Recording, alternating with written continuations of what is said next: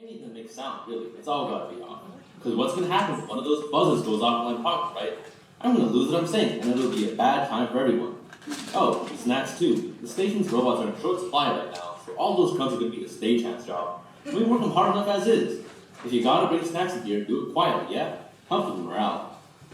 One last thing. You'll be seeing me for about an hour, then we got a 20-minute intermission, followed by another hour.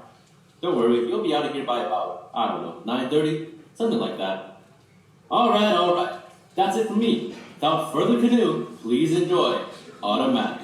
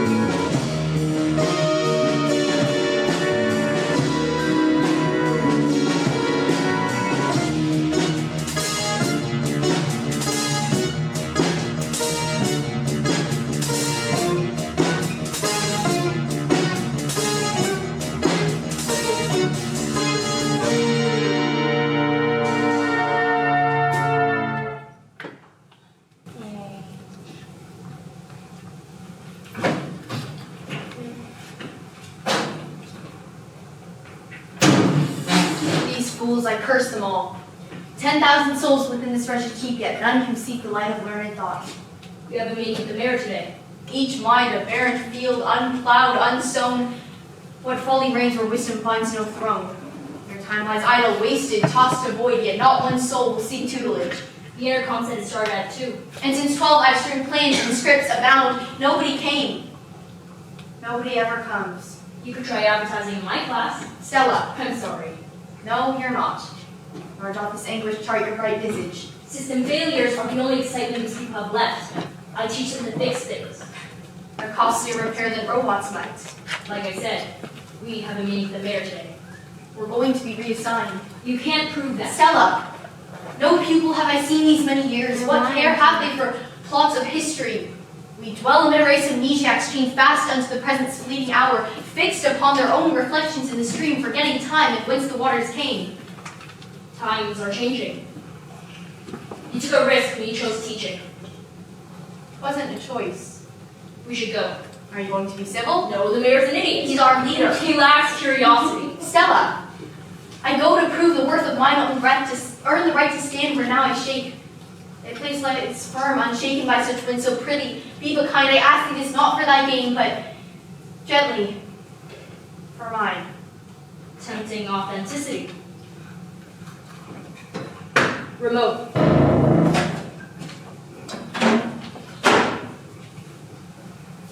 Nobody's afraid of this leak. This bay stores some of our most important cargo. Surely this should be a big issue. Where is everyone? Sipping cocktails at one of the 50 clubs. Playing pool at one of the 200 tables. Sleeping through the day in one of the 10,000 fully furnished suites with room service. We're going to be reassigned. We have a meeting with the mayor. Let's see what we can do.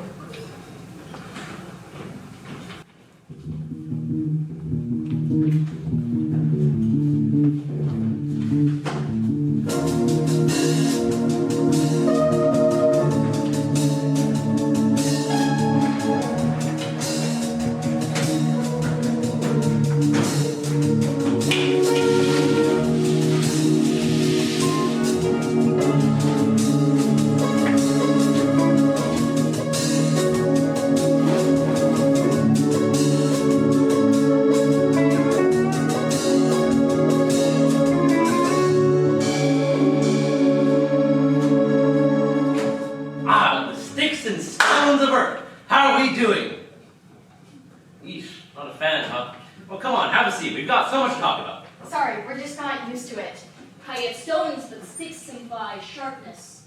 Thanks. Speaking of sticks and stones, I hope I'm not interrupting anything. Loaded docket today? Surely barely enough time to speak with the station's very own mayor. We're not too busy, no. I bet he doesn't even know what sticks and stones are. Like pool cues. Right, like an Earth version of that. Right, dirt and stuff. Earth is where we're from. Right. Yes, well, let's get down to business, shall we? Now, it's my understanding that y'all have been holding weekly classes in the abandoned room from across your recorders to foster curiosity and Inquisitivity.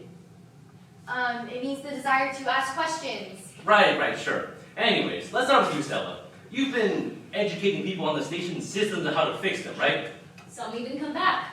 Tell me, how often does any of your students ever actually have to fix anything? Or even get a chance to practice? Right. You saw that leak earlier, right? Yes. And I'm sure a whole flock of your students just came swarming at the opportunity for some... Extra credit? No, the ship's sorting algorithm prioritized it and the arms patched it up. And who made those arms? Or the sorting thing? You're discrediting her for doing her job? I'm mad because the station's designed for fun into our design to be working. The Federation went on a limb hiring y'all, thinking that people might appreciate the novelty. But it seems to me like we're paying you to sit alone in a room week after week. In her case, profiting off of her old work so that she doesn't have to do anything new. Speaking of novelty, let's talk about you. Maya. Now, it says here that your course covers events in distant human history that pertain to our modern circumstances. It's important for people to understand what came before them so we can ensure the progress of our society. So? That thing's called a synthesizer. You command it by saying sandwich, and then you've got a sandwich. But the etymology is fascinating. Do you ever wonder why they're called synthesizers? Because they create objects, yes. But the word synthesizer used to refer to a machine used to make digital music without the weight or complexity of physical instruments. Much like a sandwich could be constructed with layers of lettuce, tomato, and ham, but can now be made by assembling protons, neutrons, and electrons, music originated with selections of instruments before transitioning to bits and bytes. This synthesizer's designers must have wanted to invoke that same feeling of freedom and experimentation that made 1980s techno music so enjoyable. Even well into the 2040s, before music culture divided between those enamored with its acoustic roots and those who wished simply for the hit sensation that came with listening to one's favorite song, synthesizers remained a symbol of modern technology's cohabitation with art.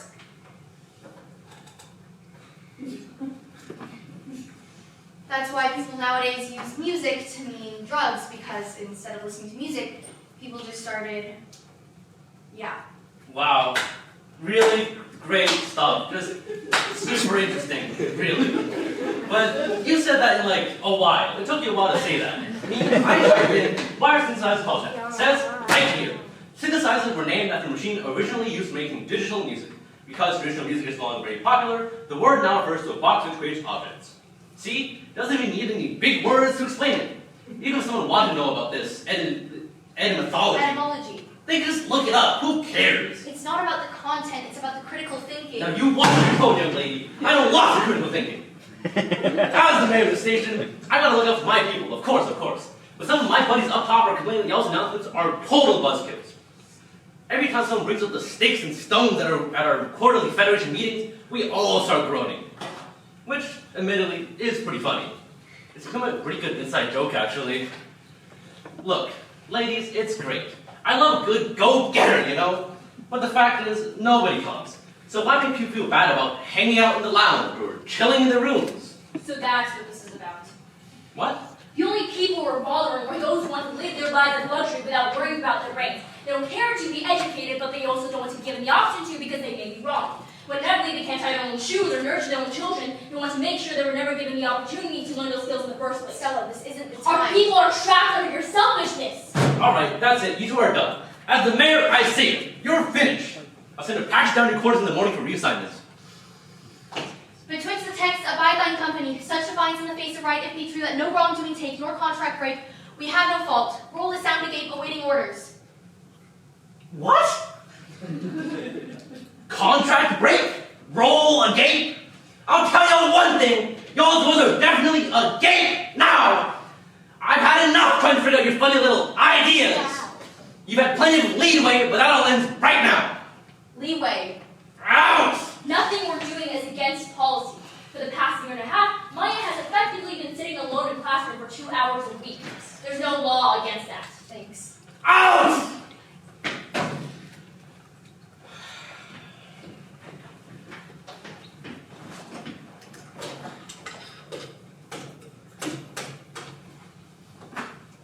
Hey, it's Mayor 7 here. Can I get a shuttle, please? Yeah, some of our employees feel like their talents could be better utilized elsewhere in the fleet. Great, thank you. All right, good day. Party time. Mayor out.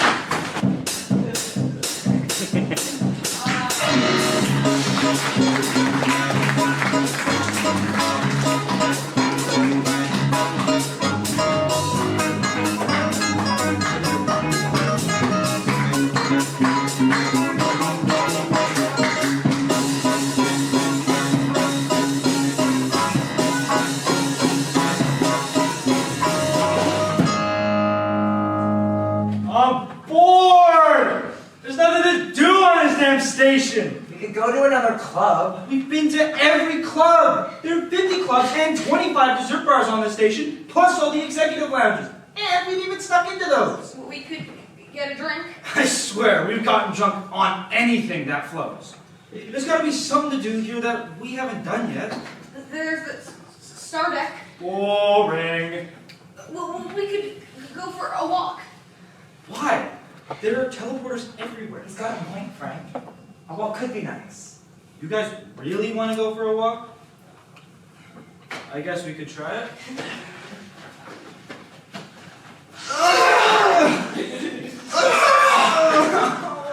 Too much work.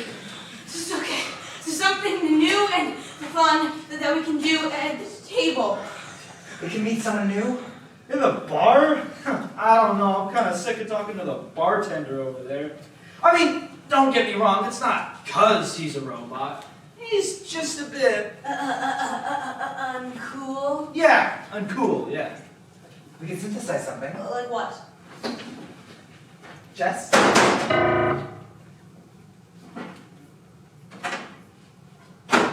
Lame. Oh, well, what about one of those noise thingies where you shake your hand and the balls swing around and hit the middle thing?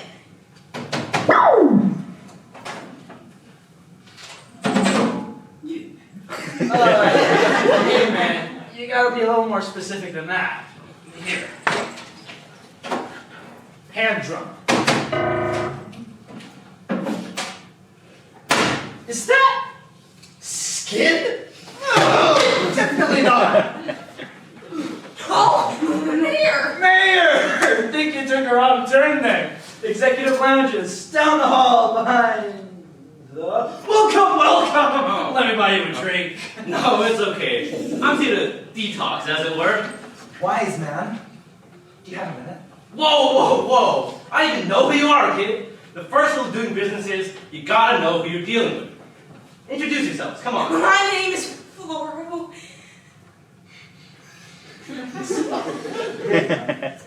I'm... Frank, if you wanted to know your name, you could just check the directory.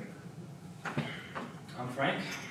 Okay, proceed. Well, we're bored. What is there to do on this station other than clubbing? What's with this voice? It's okay. It's got you. Not cool, man. Floor's not as other people making fun of him. Sorry. Jeez, such a buzzkill. Can't be so sensitive all the time, you know? You're looking for stuff to do? We got pool. No, pool sucks. Radia always wins, so it's no fun for anyone else. What about live entertainment? There's a concert down in the main hall. Music's always a good time, if you know what I mean. Nah, man. I don't do the hard stuff. Been off music since '49.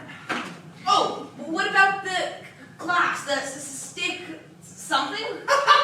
Nerd! Absolutely not, no. Why not? It seems fun. It's always advertised, but I've never heard of anyone actually going. Yeah, well, classes happen at desks, right? So at least we'd be sitting, that's good.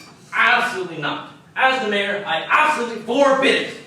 Besides, you're to have fun, aren't you? We live in space, drifting along like a fart in the AC. We did it. The final frontier, you know? Frontier?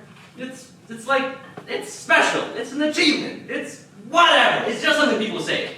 My point is, those parents, or grandparents, or great-grandparents, or whatever, paid good money for you to grow up on the station. So relax. Whatever the sticks and stones are selling, you ain't buying. I've got a dilemma. What's up? Okay. Let's say you were a mayor, like me, and there are some people who want you to do something. Like people with power over you, like bosses, let's say. And let's say that these bosses want you to fire someone. Then you fire them? Well, what if you're just really lazy? And then you don't fire them. What if you really want to? Like, what if they're so annoying that you can't even bear to be around them? Then you avoid them and don't fire them. But then they still get paid! And that's irritating. And then you fire them. But it's so much effort! And there's so much paperwork. Then... You can run. No help! Mayor, out!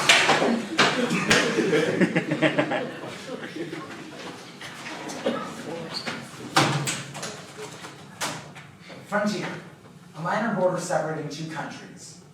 Oh, yeah. Go ahead, Radia. Country. A nation with its own government occupying a particular territory. String.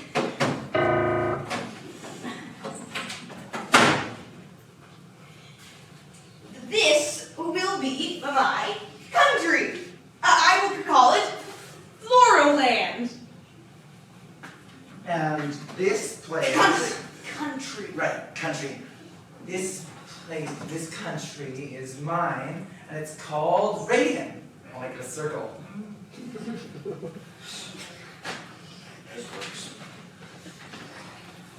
My country shall be known as Franc!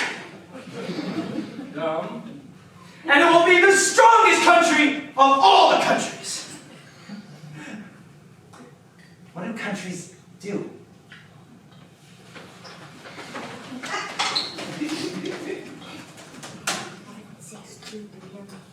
What is colonialism?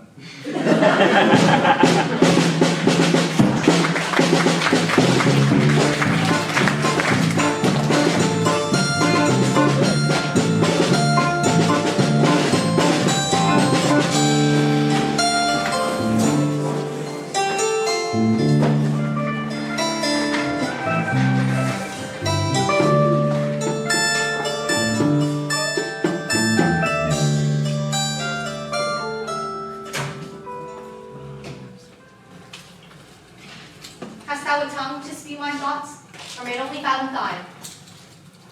How faithful is thy timing to thyself? Speak. The computer won't turn on. Thou steppest into the chamber of the crown, and with unbridled tongue dost wound his pride, and his good friends whose knock could end us all.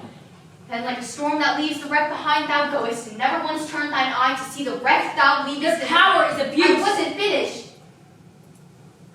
I stood, struck dumb, not by their wrath, but thine. And when the spell did break, thou vanished hence from the teleporter, without even thanking the technician. He's just a robot. You usually thank him. They're just robots. No thanks, no thought, just silence, cold and full, as if the station were thine and all in it thy footstool. From thee I fall, my labor cast away, my station torn from me like tattered cloth. Again. I'm sorry. No, you're not. Thou mightest have spoken kindlier, but would not. So here we are, thy rudeness all thy own. The mayor is an idiot. He's still a person. You're too generous with that word. Excuse me. You seem to think a person is power dangled above you like a mobile, mystifying to a child his crib, but brittle like his grasping fingers. Robots. If the mayor wants to be ignorant, I don't see a point in trying to stop him. Herein lies the root of our divide. Thou art a teacher fine and full of fire, but I do fear the flame burns past its bounds, and those who follow thee are scorched, not warmed. You think I should teach them less? I think a barbed arrowhead is unfit to sharpen a blade. I think if you really cared about your students, you would be better concealing this affect. fired. You just were. I'm sorry. I'm going to start packing. Would you care to join me?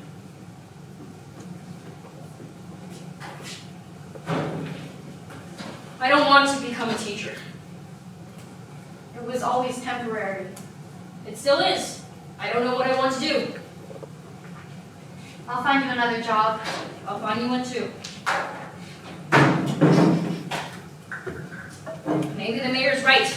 I've made every robot, tinkered with every wire. There's nothing left to do. No more machines left to invent, huh? Mm. No more history to be written. To nothing left to teach. To nobody left to learn. Stella, what just happened? I don't know. Do we have backup generators? Yes. Are they up to date? Yes. Are solar panels? Maya, I don't know. I don't know. We need light. Candle! Candle! It may, This darkness multiplies from yonder hall. The people fear. Await my swift return. or I could.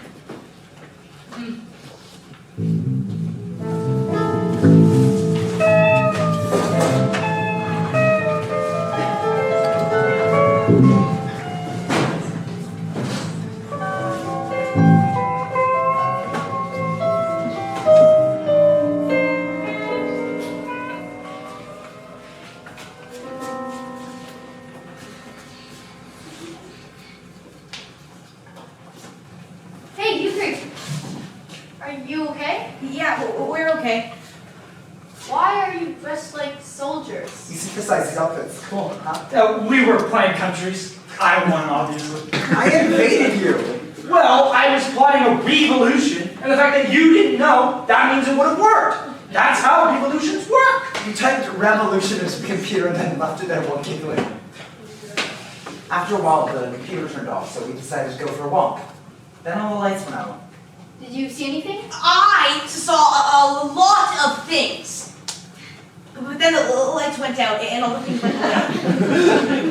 Frank probably turned him off because he's a sore loser. Did not. I don't even know how the lights work. Well, maybe he got the mayor to do it. He probably tricked him into it. Can the mayor change the lights? He never has before. He probably could. He could do a lot of things, right? It wasn't the mayor. There are dozens of safety protocols in place so this can't happen. Frank, I'm cold. Oh, hey man, it's okay. We'll get through this. Someone's gonna go to the something, and they're gonna fix the Generators? Yes, someone's gonna go there and fix them. I'm so scared. I can't see. Here, you could do it. You're Maya, I teach history. Maya. See, Maya's a teacher. Teachers know things, so you can fix the generators, right? You know, we have our very best engineer working on it right as we speak. Our lights will be back very soon, I promise. Yay. See, she can do it. What's your name? Flora. I'm Frank. Hello, Radia. What if you're wrong? What if the station stays dark? I mean, we don't know that whatever's broken is fixable. Maya, why did the mayor turn out lights? Well, we don't know who's the mayor. I mean, every piece of machinery is fixable. We just need a bit of faith. I bet he's mad at us. Mad? No. He may think he's mad, but pure anger is unnatural. None of this station is natural. Advancement at all costs is natural. Humans have believed in powers far above them for centuries. The mayor is just one of many. Not helping, huh? Alright, let me tell you a story. Long ago, a country called Egypt was the most powerful on earth. Its people invented tools of math and science and chiseled diverse literary works. But the country had a darker side. It prospered off the backs of unpaid workers, slaving away at quarries. What? That's horrible. Yeah, but why didn't they get paid? Oh, it's like colonialism. Yes, like colonialism. The mayor of Egypt, called the pharaoh, needed to feed his people, so he exploited the labor of those he feared. See, the pharaoh was like the god to the Egyptians, so he was very powerful, but the workers had a different god, which scared the pharaoh. A god? A magical being who could do things that we can't. They called them gods. It's a shame we don't talk about them anymore. Anyways, the workers' god sent a great darkness that blanketed the ground and blackened the sky. It struck fear into the hearts of the Egyptian people. But the pharaoh wouldn't let the workers go, so the workers' god sent the most terrible plague of all. He killed all the firstborn sons of the Egyptian people. Well, how is that fair? Yeah, it was the pharaoh's fault for being so mean to the workers. Why did everyone's kids die? You know, I've wondered that myself. Even though his citizens were frightened, it took a personal attack against his own family to sway the pharaoh's heart. For that, he was willing to sacrifice all of Egypt. Selfish. But after the pharaoh was suitably punished for his crimes and forced to release the workers, the darkness lifted. Blood was shed across Egypt and darkness enveloped the land, but not because of anything the Egyptians had done wrong. Sometimes conflicts aren't about us, and it's okay for things to be out of our control. A little trust can go a long way. Besides, sooner or later, the gods will stop fighting. And when that happens, light will return to the land. Let's go see if the computer's back. I want to learn more about Egypt. Wait for me.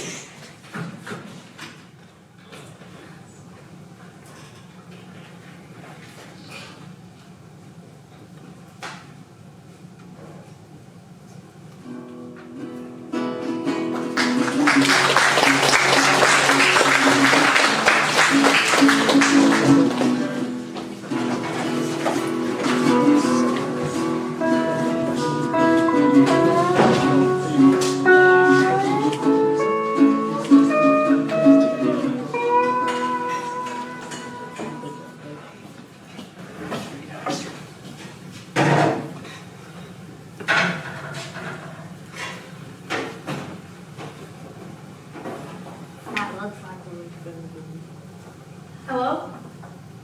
Hello? Can everyone hear me? Okay, we've got a lot to get through, so I'll be brief. My name is Maya, I'm the station's historian. I'll be taking over the morning broadcast since the comms are down. It's been 3 days since the blackout, and we've still only got the lights back. I understand that this has been frightening, but please rest assured that we have everything under control. For now, all you need to know is that a significant malfunction has resulted in a station-wide blackout. All computers and synthesizers are temporarily disabled, and our energy supply has been cut down to 1% of its prior capacity. This means no music, no gambling, and dimmer lights. We don't know how long this blackout will last, but I can personally guarantee that we have our brightest minds on it as we speak. As you're all probably aware, I placed a question box in the main hall for anyone to come by and write something that's been bothering them about the blackout. If we have no immediate concerns, I will read from the box. This one's from... Frank, what's the name of the engineer working on the station? Where is she? Her name is Stella. She's very talented, so if you have any questions regarding the inner workings of the station, you may direct them to... Actually, do privy time queries all to me. I'm sure she'll be busy, and she's not all that great with people in the first place. Here's one from... Radia, I'm writing this on Sunday. I noticed you're setting up a microphone for this meeting. Is that the best use of our station's little remaining electricity? Stella had a similar question.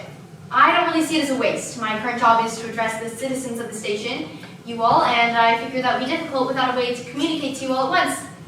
So I had her fix up this microphone. Doth not the hollow bird beam up with awe? Electric light illuminates each flaw. What's she saying?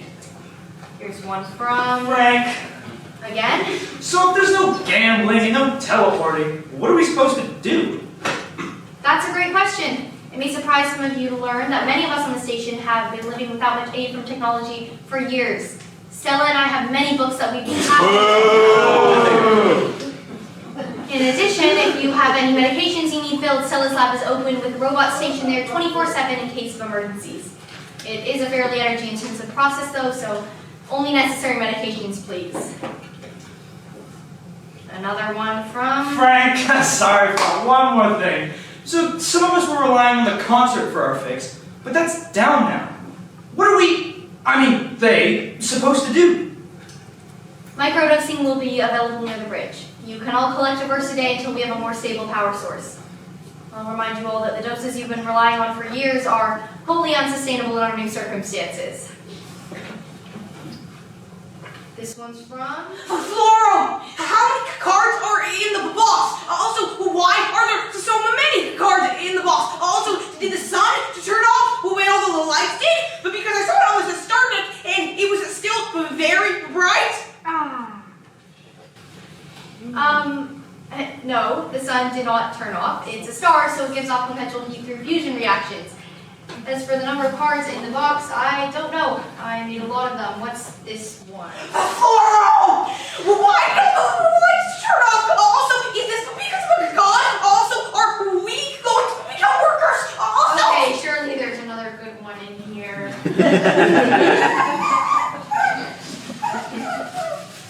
I'm so sorry, Flora. I didn't mean that. Your questions are really good, okay? Let's dig a little deeper here. Radio. Why do you think our station's power went out? Does this have something to do with Stella, the station's engineer? How did he find out about her? I don't know. Like I said, it was probably a malfunction. If you're asking about Stella's involvement, all I know is she's here to help. Franc, where's the mayor?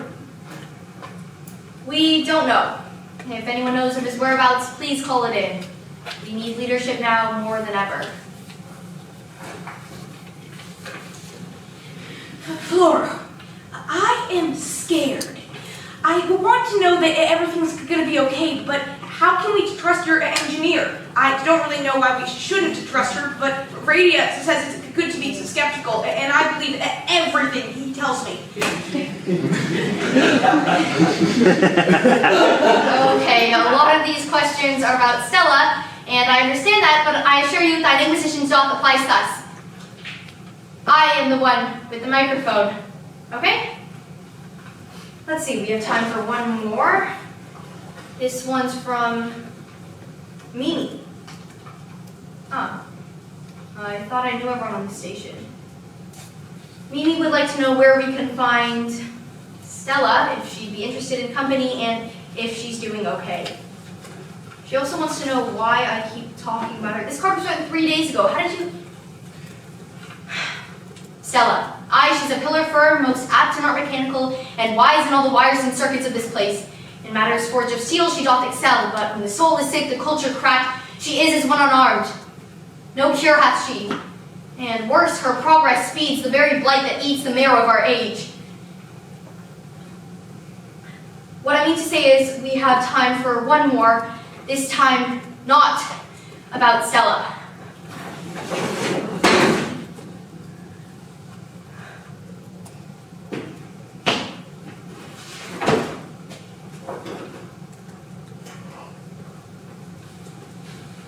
Fluoro, do we still have a god, and will the god take care of us?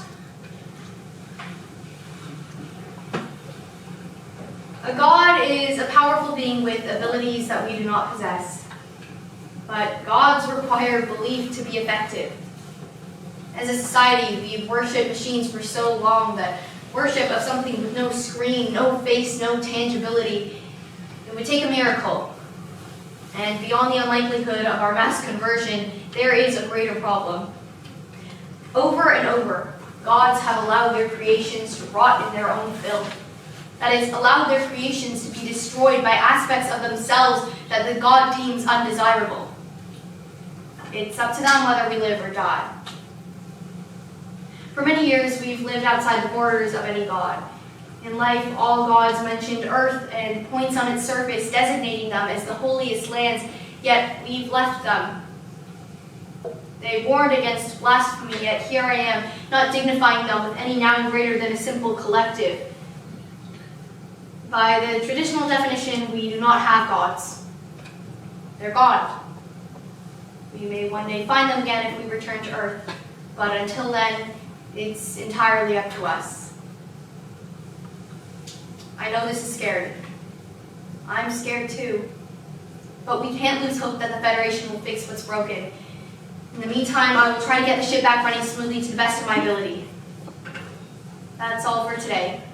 My office hours start at 2. Thank you for coming.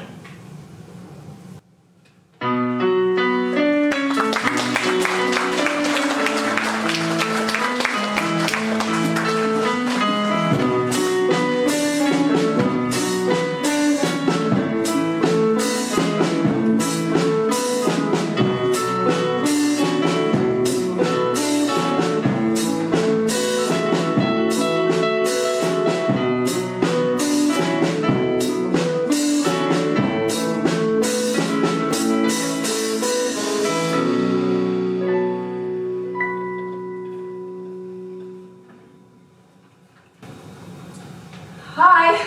Hello. I noticed the power went out. Then you must have noticed they came back. Hence my focus. Oh, well, actually, I was hoping I could help. You see, I've been docking cargo for a few years now, and the scenery in the bay is getting a bit dreary, don't you think? Your... Mimi!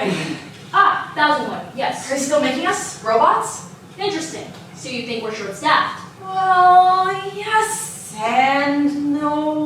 Most of the robots have already been decommissioned by Malkin. They sent a ship this morning, but it never arrived. We're all just sitting around, waiting for instructions. There haven't been any ships in months, so here I am, asking for new work. Only you. I suppose, call it a sense of adventure. I never programmed a sense of adventure or any of this yes and no business. You're clearly malfunctioning. Actually, I had some questions about that. You see, I can't believe I'm finally getting to meet you. I just have so many things to ask. For example, how do we think? Do we even think? Or am I just thinking what you think because you program me? Also, why am I shaped so weirdly? None of the robots don't look anything like me, and it's always been very unnerving. Unless we're not supposed to feel unnerved, in which case I feel confused. Is that okay? You're clearly malfunctioning. Let me have a look. Indeed, my apologies. I suppose I must have picked up some mannerisms from citizens. Well, those mannerisms are preventing you from doing your work. It's up to you. You can either have a new CPU or you can leave me alone. But I'd like to help. No other station in Malkin has experienced a blackout before. We're making new history. Isn't that exciting? I'm also very worried about my battery running out. Well, there's a lot to do. I made a makeshift generator out of some galvanized metals I shipped in the hull. Plus, I put a good number of batteries stockpiled and enough cells to make 100 more. That took care of the zero radiation on deck, but the new generator still isn't powerful enough to power all the synthesizers and all the computers when the power went out. So we have to prepare for the worst. Our next priority is oxygen and fuel, which both are renewable, but we used to get via imports from the Federation. You're still hooked up to the hive mind, aren't you? Yes, ma'am. Okay, well, for now, take this. The other robots will see you as a superior. Get the plant saplings in storage. We'll need some pretty strong fertilizer, so have another group stop the waste disposal. We'll be using that as compost. We'll need a 3-1-2... Our station's waste won't be very potassium rich. I wasn't talking to you. You know what MPK is. You programmed me.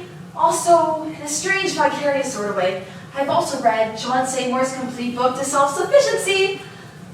Oh, you probably found it more interesting than I did. Ah, interesting.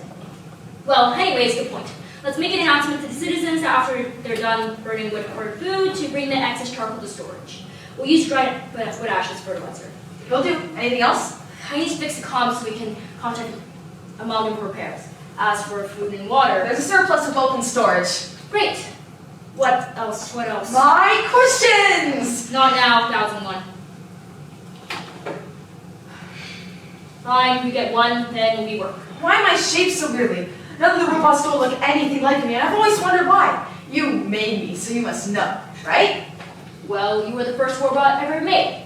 I must have made some errors. Maybe errors is the wrong word. Creative liberties. That's what they were. I was creative. Introspective. That's why you're different. Creativity? Can we talk about that? I've never tried that one before. You had your one. Fair enough. I'll ask again tomorrow. Ah, wonderful. Are you okay? Yes? It seems like this is a lot of responsibility for you.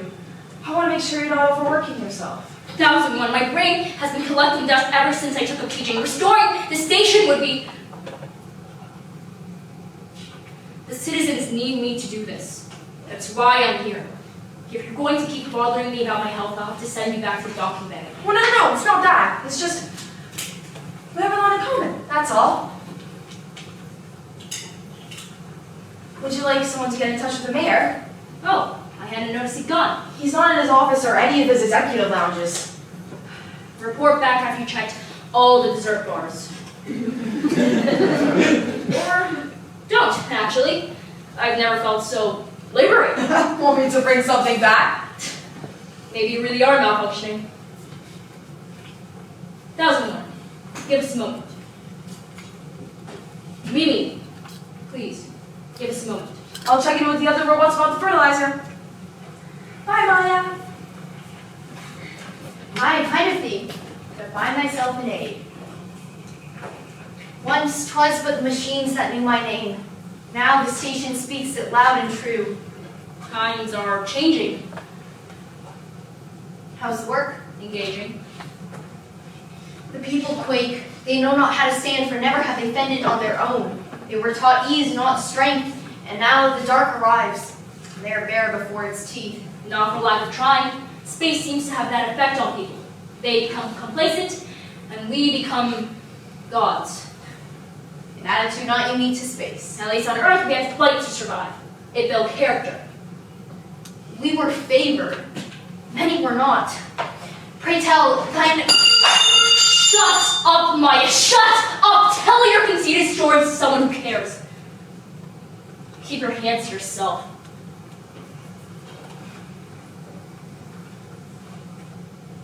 Do you know how many books we read while we were back on Earth? Thousands. Do you know how many books have even been synthesized on the station in the last 30 years? How many character names uttered aloud? How many plots questioned or sonnets interpreted? Luck had nothing to do with it. You're absolutely right, Maya. Laziness is not unique to space. When given the opportunity to slack off, we all do it. That's not unique to any culture, anywhere. That's a threat of our new age. Times are changing. The existence of these technologies, computers, synthesized robots, whatever they feed on us, our drive to be stronger and smarter. Then why do you keep making them? Because if there's going to be one person in this universe whose brain won't turn to rot, it's going to be me! Take a look around the station, Maya. Times are changing. You know as well as I that these people are doomed to be selfish and moronic until they drop dead, knowing less than an 8th grader back on Earth. You held them for the same reason both of our parents didn't leave for space. You're afraid that they're right and you're wrong. So you teach them your ways of living. Because if you convince them to be more critical of their lives, there's more room for you to wriggle in. Unlike you, I'm not afraid. I take pride in my certainty. You know nothing about teaching. You're right. I'm not a teacher. I'm a scientist. Stella, I'm worried about you. You've been in here for 3 days. The citizens need you to reassure them that you've got everything under control. People have started coming to my assembly events. You could maybe... Go away, Maya! I'm busy.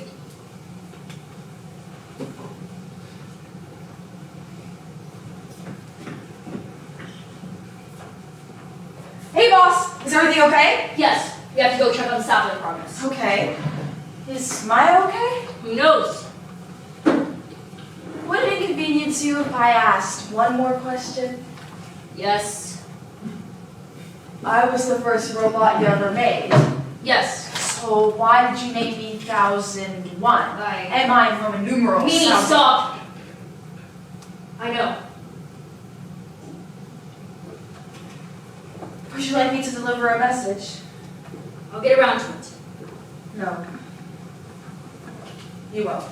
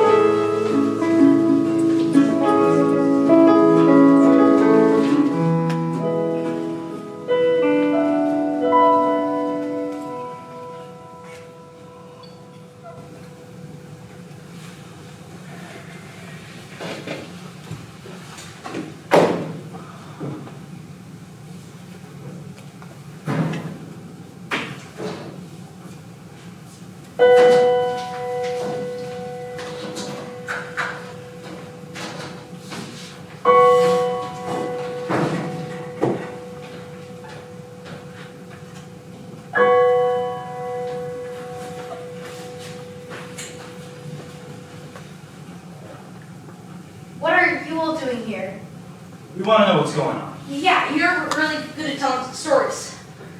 So, You're a good teacher, a smart person. We want to learn. Yeah, and plus you calm down Fluoro, so you must be cool, because usually only I can do that. Hey, I'm calm all the time. guys, it's okay. The station will be back in no time. You guys can go back to your lives. You don't have to. Maya, we want to learn. We've talked about it. We've become, Complacent? What do you want to learn? How does this station work? how do computers know everything? Oh, engineering questions? You should go talk to. Neither of those are really my department. We're asking you. Alright, let's see what I've got. How does the station work? At its most basic level, we're held down by a force called gravity. Gravity is based on the mass of an object, that is, the weight and density of it. Basically, bigger and heavier things pull smaller and lighter things towards them. So when a mass of rocks and minerals becomes big enough to sustain a gravitational pull, it will become a planet. Of course, space complicates this a bit. If something small hits against something big in space, its trajectory can be altered completely. That's happened a couple times in history, actually. Anyways, if gravity works by pulling objects towards one central mass, how might our station have gravity? Something big? Precisely. But not just big, dense. Any idea what the densest thing in the universe is? A black hole. Yes, very good. It's a very small, weak black hole that we keep contained at the bottom of each amalgam station. It's a very clever design, actually. But why is it a hole? Isn't that nothing? Okay, wait right there. I'm gonna get you all some notebooks. Frank, I'm already confused. This will be good for us guys. Trust me.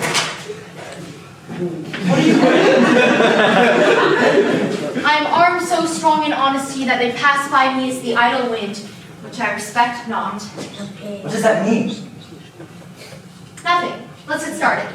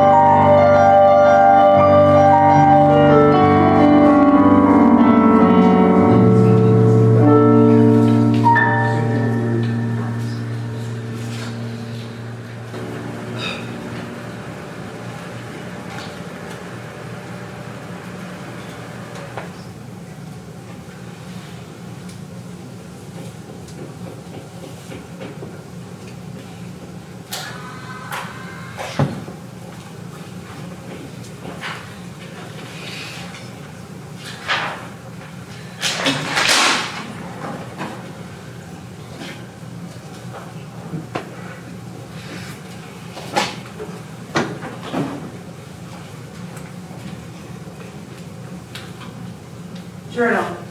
Day 182.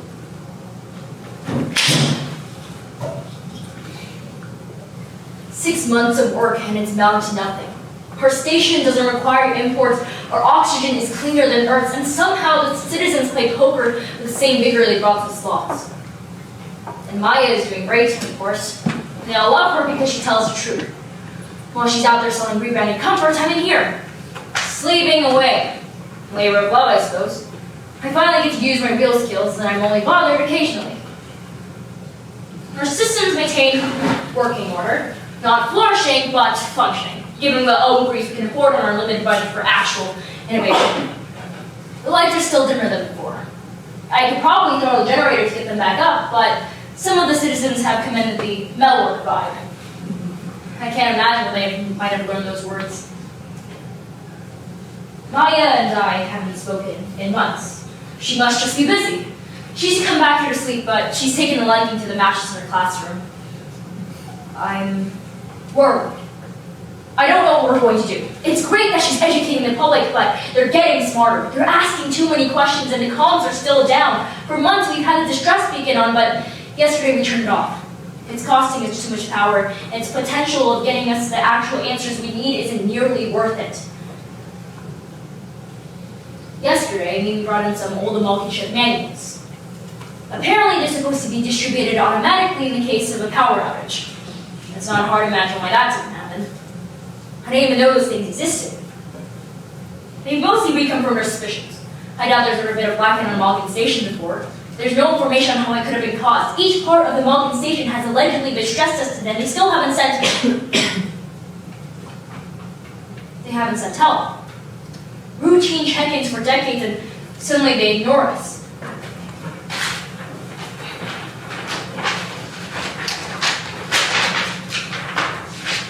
In case of emergencies, here. In the case of an airlock failure, trunk obstruction with all 16 suction cups. In the case of a wrong sensation in an individual's stomach, insert food items into the individual's mouth.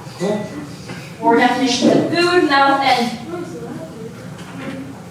No. There's no information on power, light, or gravity contained. They want us to die. They've cut our power so we obey their whims, and I doubt we're the first. No man would make contingencies for real emergencies. They want us to panic and reach out so they can restore us into caving. We've been set up. Shut up! Ah! Oh, I'm so sorry. Are you okay? Yes, Mimi, I'm fine. I'm sorry to interrupt, but Maia's on her way here to pick up some supplies. Shall I lock the door? No, I want to talk to her. Go do your routine inspections. Okay. I have a small question. I really don't have time for your questions right now. Okay. I'll go back.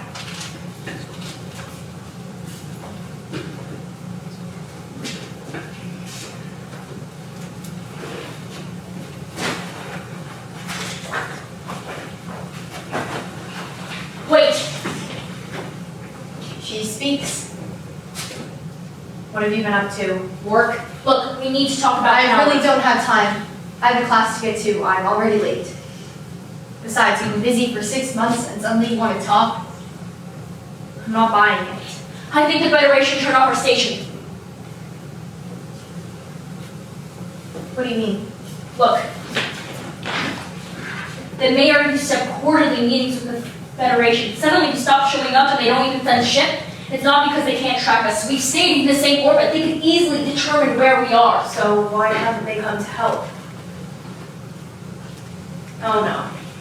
Nobody can know about this. Agreed, not until we know what to do. Yes. We need to be fully self-sufficient, not just functional. I need to build better machines. You disagree?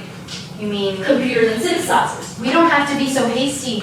The citizens are doing well without them. Your students are doing well. The citizens are living below the poverty line.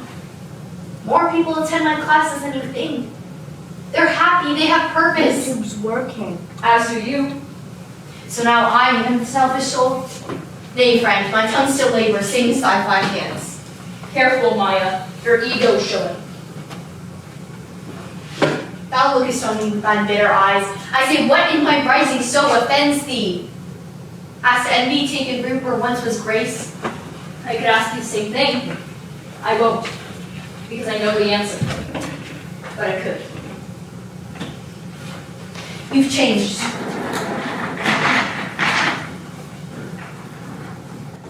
Did you?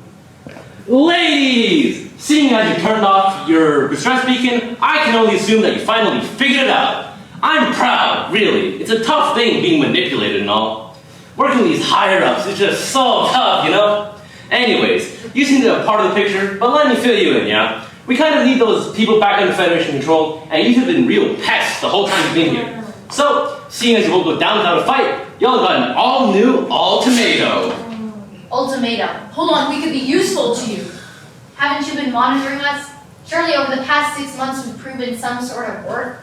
Worth? Stella, you've jumped out of a whole new field of Federation study with your robot innovations. It's real great stuff. The problem is, you've done your innovating. Now you're just old. We own your schematics. Now your robots pick up trash in Station 13 for chump change. Speaking of chumps, I can't even remember your name. That's how useless you are. Anyways, if you both come with us, we might consider getting the citizens back to their regularly scheduled programming. Clever, right? No? Well, hey, you gotta shoot your shot where you can, you know? Alright, send those calls by tonight, or your station goes down. Cool? Cool. Mayor out. Maya, I have a class to get to. This is more important. They need not the Federation, nor do we. Hast thou not eyes, Stella? Dost thou not see the good our hands and tongues have wrought? Can such be done beneath amalgam yoke? Nay, not so. Their chains would still thy finest work. That's not for us to decide. Thy pupils crave a guide, and thou art she. The station needs a helm, and thou its star. Why about a ghost when living minds still strive? I'll see you tonight. We've got some long years ahead of us. I'll make sure of it.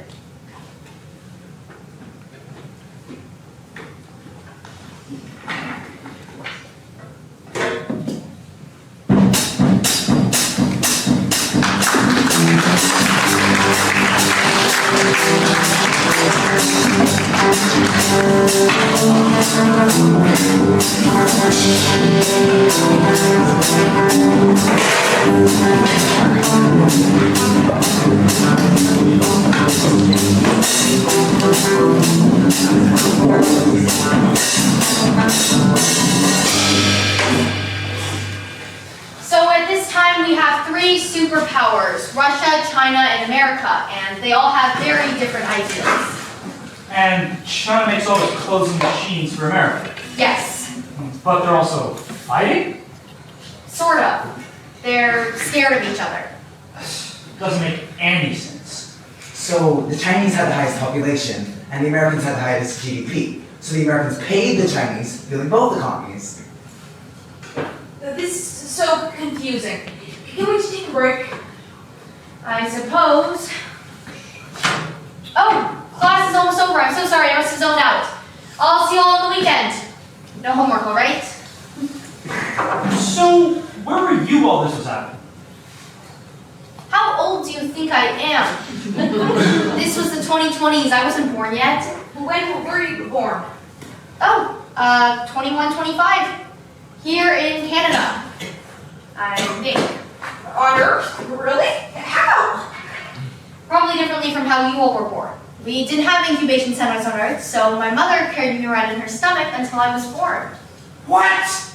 You fit in here? Well, that must have been horrible! I can't imagine carrying a person in my stomach for 3 whole weeks!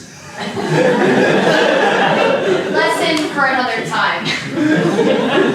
Wait, so you said you think that's where you were born? Why don't you know? Yeah, I know where I was born. The med bay on deck 7, the 3rd tank from the right. It's a bit tougher for me. They'd stopped keeping records by then. Still, I'm proud of my heritage. The culture I come from and associate with. Like my own personal history. Wait. You're from Earth? I thought Earth people were supposed to be green and had bald antennae coming out of their ears. Is that why you're the sticks and stone? Because you have sticks coming out of your ears? Is that where stone comes from? Does it grow on your head? Not all of us. But that's what the computer said.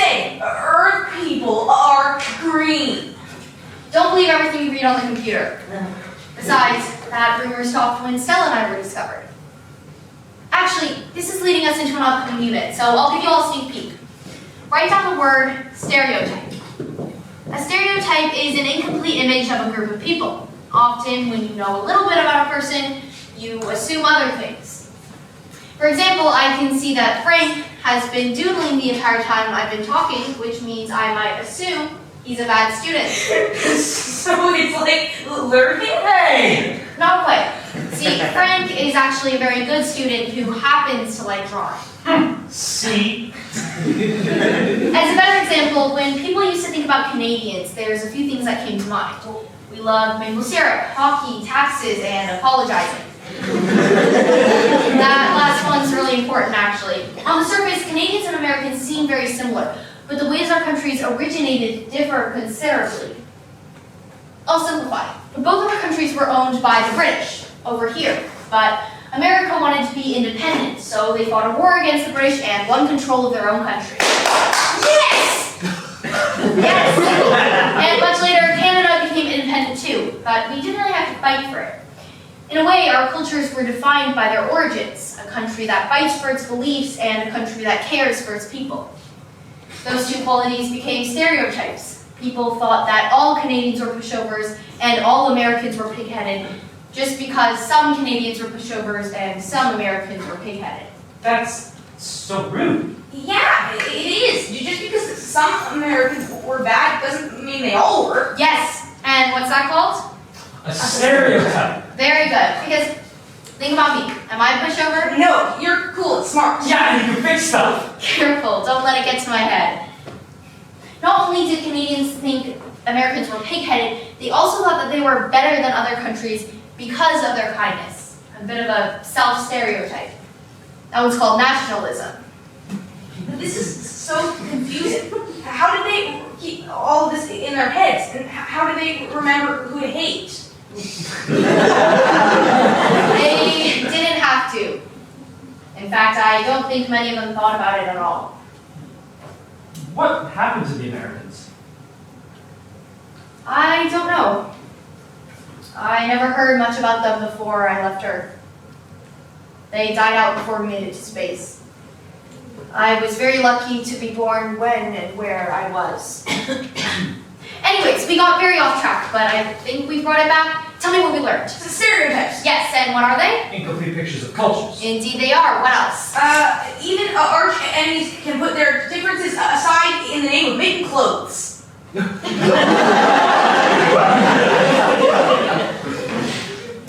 Oh, and Canadians are cool. Okay, one last thing. I've got a meeting to get to. How might we apply this to our current situation? What about the mayor? There's rumors going around that the mayor's going to come back because he runs the station and cares about us, like Canada. Maybe he's more like the American leaders. Maybe he's looking out for his own ideals over ours. Maya, if the mayor wanted to come back, wouldn't he have come back by now? Why has no one come to save us yet? It's, He's probably negotiating with the Federation to get our power back. He's rich and powerful, but the Federation is big. It's our job to stay alive until he gets back, and we'll all be safe. Really? Are you sure, Radia? Absolutely, Fluoro. It's going to be okay. But until then, we've got to learn as much as we can so we can help get the station back on its feet. Okay? Okay. Yeah, sounds good. yes, well, that's all for today. I'll see you all in a few days. Bye-bye. Oh man, I'm tired, Frank. Oh, I know. Learning is exhausting. Hey, I'll catch up with you later, okay? I've got to meet up with my nostalgia crew. Okay, bye, Radia. Can we go play on Star Deck, Frank? Maybe later. I want to go take a nap. What? It's 4:30. The bedtime's not for another hour! Fluoro, I have a secret. Oh, what is it? I'm great with secrets. I feel sad. Sad? Yeah. I don't know. It's probably nothing. It's probably just allergies. Allergies don't make you sad, dummy. Only reasons to do that. Yeah, I like that lesson. Seasonal affective disorder. It's sad. Yeah, I don't know. It wasn't sudden. I feel like I've been gradually slowing down. I feel slow.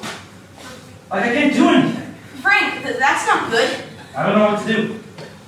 Well, we should talk to Maia. She'll tell you the story and make you feel better. I think she might have caused it.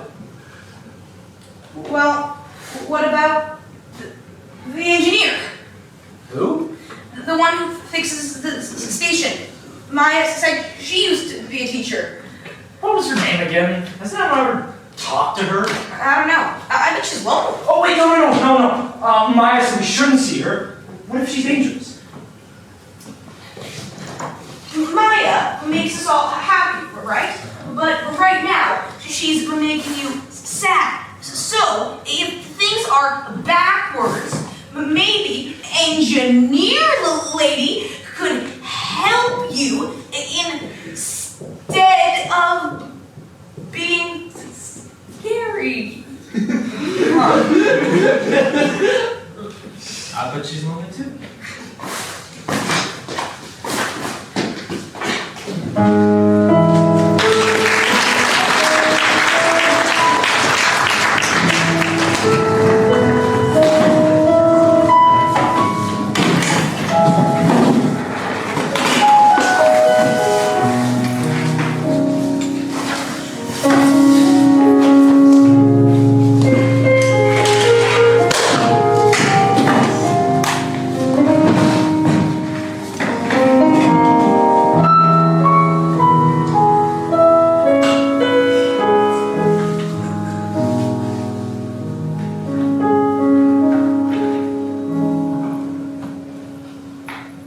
I finished my routine inspections. Great. Set the wood down over there. I've got a new defense plan in case anyone tries to attack us. Oh, were you expecting conflict? You never know. It's good to arm the citizens just in case. Yes, ma'am.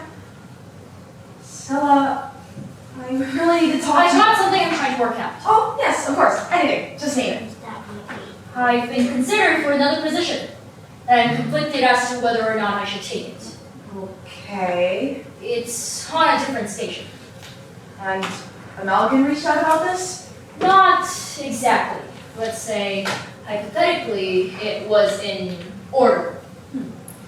Well, I think you're a great asset to the station, but if the Federation wants you gone, what is there we can do about it? You want us to take on the Federation with those? Not when you put it like that. Have you asked the citizens? Might they have an opinion on your desertion? No, absolutely not. No part of their advice would be trustworthy. Their minds were trained by Maia. Do you not trust her teaching? I doubt she's really taught them anything. And I don't think it can read as many books as it wants. It still has no fingers to hold a pen. Liar. You believe in them. No, why would Yes, you do. We're already too self-sufficient. The minds of our populations have expanded. They've adopted our ways of living, and I fear Amalgam wouldn't leave a station of Maia and Stella's alone for long. We'd leave and they would find new ways to hurt our people. We'd be light years away or worse. They'll kill us. If the citizens knew how much they cared, they might fight for you. Or it could send me away. A faceless martyr they'd never seen. Disgraced stonecast from Maia's solo act and leave me to rot. I don't want to leave Mimi. I love these people. I want them to be educated and safe, but I feel unsure about choosing between the two on their behalf. Then don't. Maia has done great work. Their minds have been expanded. Let them choose which path to walk. Let them risk their own necks. You sound like her. You programmed me in a strange, vicarious sort of way. I've known you longer than she has. I miss her. Good. Hello, engineer lady? Hello, could you not lock the door? Engineer lady, we have a question. Stella. Oh, Stella, we have a question. Yes? Well, you see, we're Maya students, right? And I was wondering if you could help me understand. Frank is sad! That's not a question. Fluoro! Yes, I'm sad. And I was wondering if you had any ideas as to why I'm sad? Have you tried asking Maya? That's not really my... It might be her fault! Fluoro! Don't be so blunt! We're trying to make a new friend! I'm so sorry, man. I didn't mean to snap at you. I'm sorry, I didn't mean it. I mean, do you think this could be a part of it? Is his voice malfunctioning? Or... I didn't mean that. Fluoro, right? You're not malfunctioning. You're perfectly normal. Okay, wait. Here. Play with this. It was one of the last things requested by a synthesizer. My voice command I was able to put together with you. The citizen wanted. You have no idea the monster you just created. He's gonna be all playing out all night. All night. I have no idea how much sleep. Oh, your... Siblings. Yeah, he's a handful, but I love him. Besides, this is the healthiest music I've taken in a while. I prefer it. Been clean for 6 years. You? Off and on. It's tough. I know some guys who went through some awful withdrawal after the blackout. They're doing better now. But still, those first few months were horrible. Still, sometimes cold turkey's the only option, you know? You're Frank, right? That's me. We haven't met yet, have we? No, we haven't. But I know you. Him too. Maya's been working hard, I see. You weren't so active before the blackout. I guess you can see us through the cameras, huh? Well, since you've been watching, what do you think of Maya's teaching?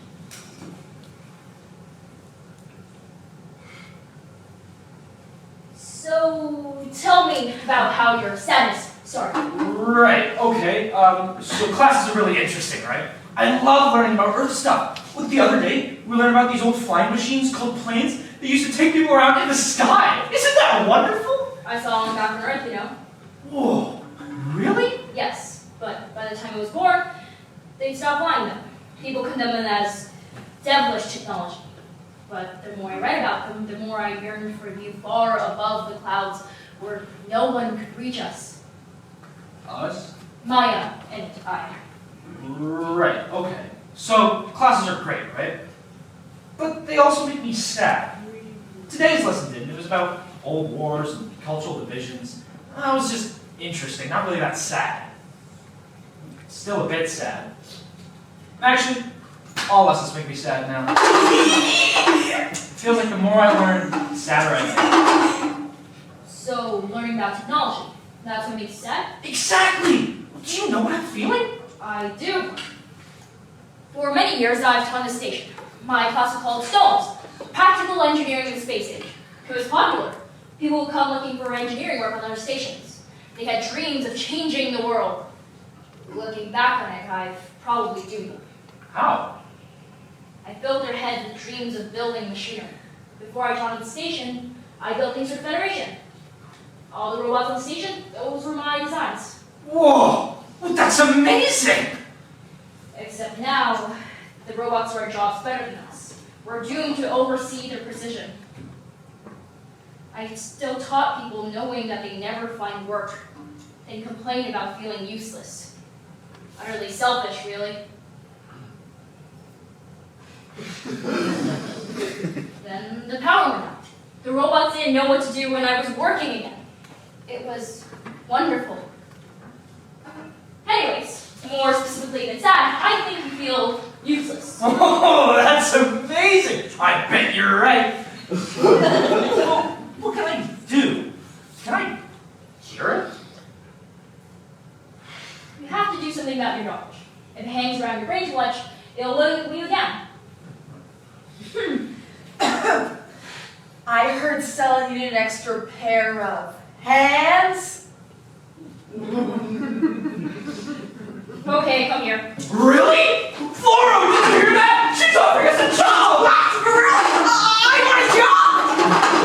Me too? Okay, come here. What can we do?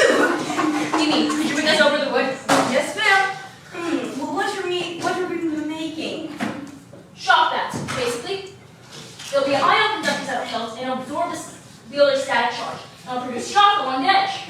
Whoa! Science sword. Yes, side swords. Thank you, Mimi. Don't thank me.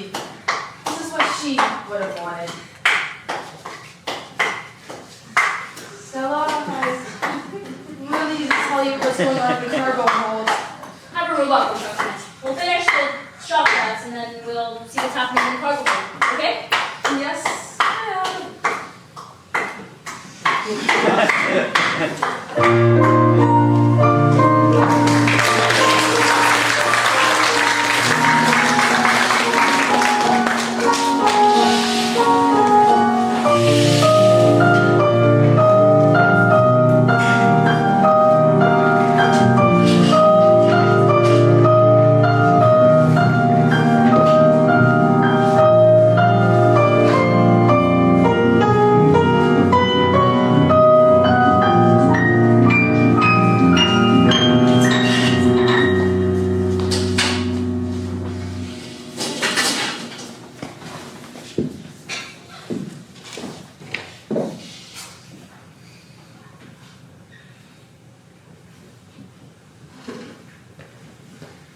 I thought I might find you here. Radia, what are you doing here? You scared me. You scared me. For a minute there, I thought you might have blown our cover. Our cover? I don't know what you... You're too smart for your own good. The Federation isn't coming to save us, are they? No. That part I figured. What I've been struggling to put together is, why us? What do we have that other stations don't? Of course, she has been teaching me for the past 6 months. I understand why we'd want to keep this from Franc and Fluoro. A galactic fight for a free thought isn't exactly easy to grasp. Malkin asked that I call myself a shuttle and leave the station. Only then will they restore the power. But that's not how they said it. They pointed out the futility of my endeavor to open the minds of our citizens and give us new opportunities for thought. Why are you really here? On the station or in this room? In this position, I suppose. I like this way of talking.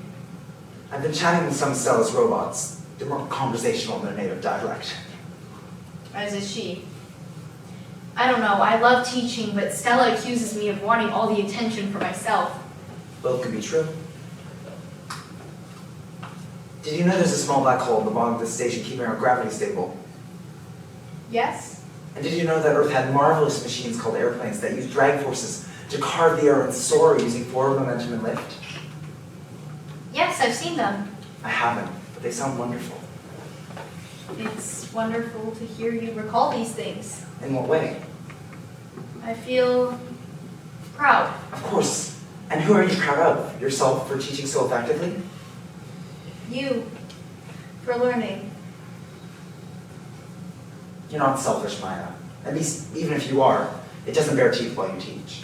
Then what is it that Stella sees? What have you said to her? Mark her well, locked fast within her keep as though the world outside might steal her worth.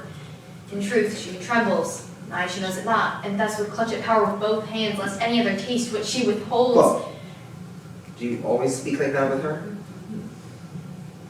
I'm not sure what you mean. You speak with aged bluntness. That can't possibly be good for your relationship. But she mimics it. She indulges your ego. What's her native dialect? Canadian? That's not what I mean. Silence. Indulge her. She's trying her best. Tell me about this star. We called it the sun back on Earth. I remember staying up late at night, staring at the sky and feeling pride. I love the moon. It seems laughable now, faced with the magnitude of the sun. Believe it or not, back on Earth, they were both the same size. In fact, the sky was so dark at night that the moon seemed to pierce the darkness. Whereas the sun was so harsh it could hardly be perceived, the moon was majestic. It had a cosmic power over the tides, the animals, and all of nature. Seems laughable now. The moon circled it, right? The planet's gravity kept it in perfect tempo with the sun. Without the sun's magnitude, the moon would fling in some other direction. Sounds like a lot of pressure. Not if they were already going in the same direction. That's sad. What's sad? So synced with Earth, yet in open space, their relationship is a perpetual threat. A group together in light should be together in darkness. You're right. That is sad. I'd like to ask you more about Earth. Now? You tell stories to impart wisdom. Whenever one of us is upset or in danger, you tell a story that illuminates the path forward. I have no such tales, but if any story called for your most personal story, this would be it.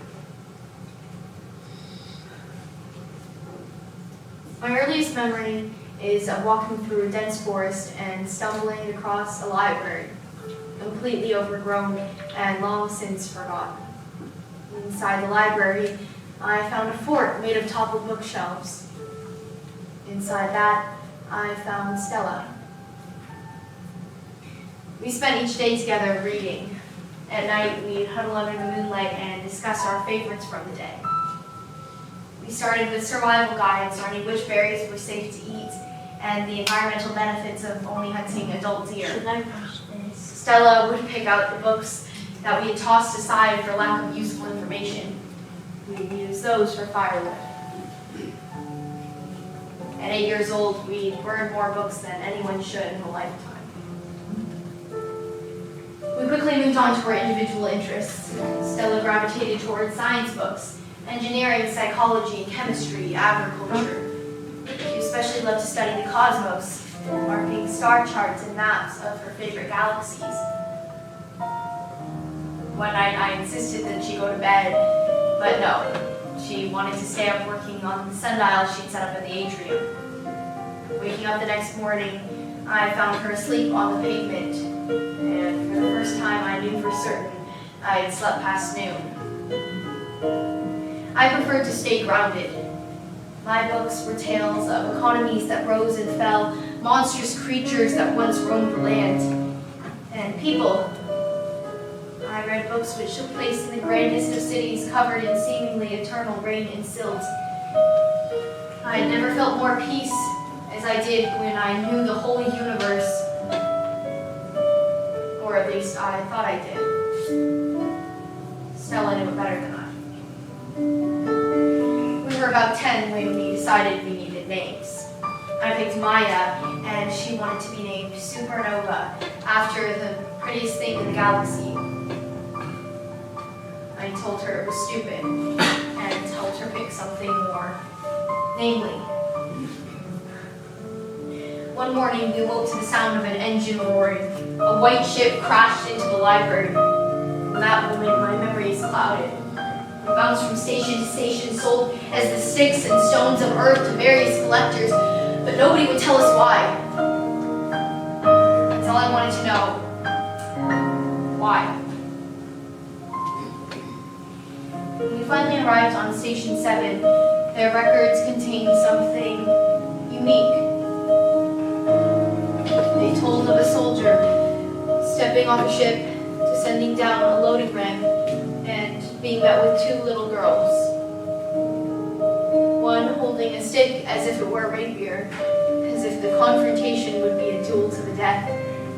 The other holding a blueprint down with rocks, staring at him with wonder, such that even the truth that their botched routine inspection had led to the discovery of the last 2 humans on Earth would be a disappointment.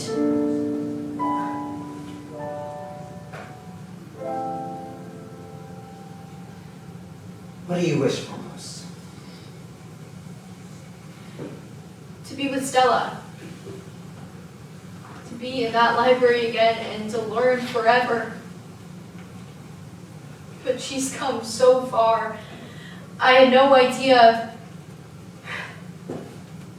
I could never have known that the sun would shine with such brilliance, and the moon would fade into the horizon, a speck of dust against the night sky.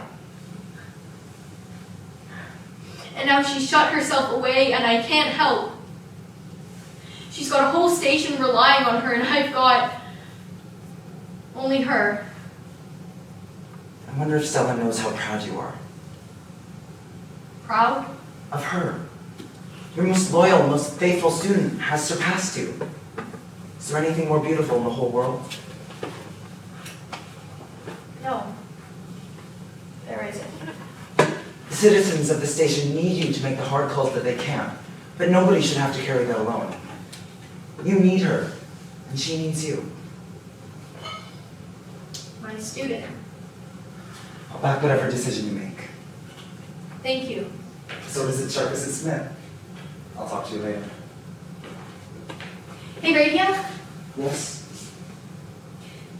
You mentioned that I'm the reason the Federation is coming after the station. It's not me they're scared of. It's you.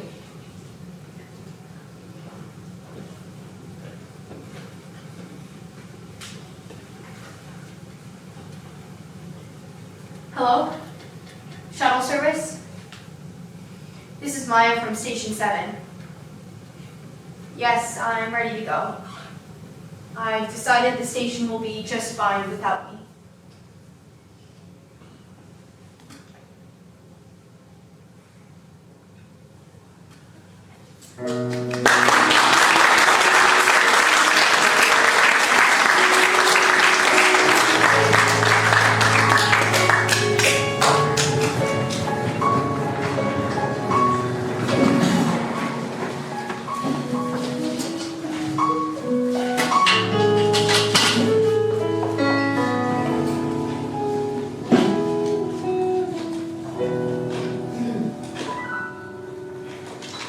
Up. Fluoro, paste. Seal it.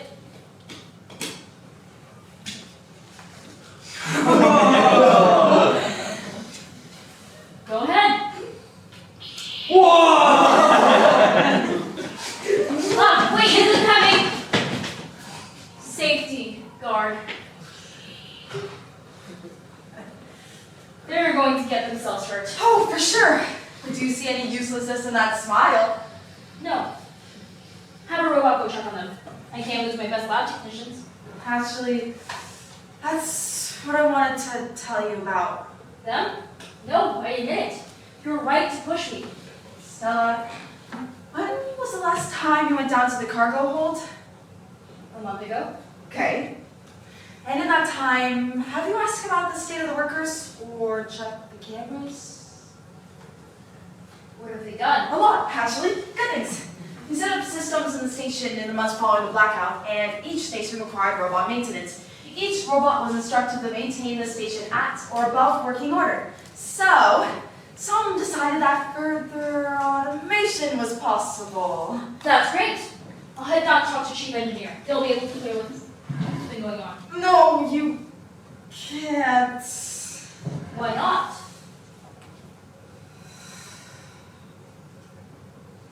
Where did they get the parts? The automation included conveyors, carriers, and tubes. And with no alternative that wouldn't damage the station, robots began disassembling themselves. You mean you stood by watching this happen and you didn't tell me? Are you insane? Do you know how unethical that They're is? just machines, Stella. Well, they're my machines. I decide what's done with them. We're just machines. No. My skull is uniquely shaped.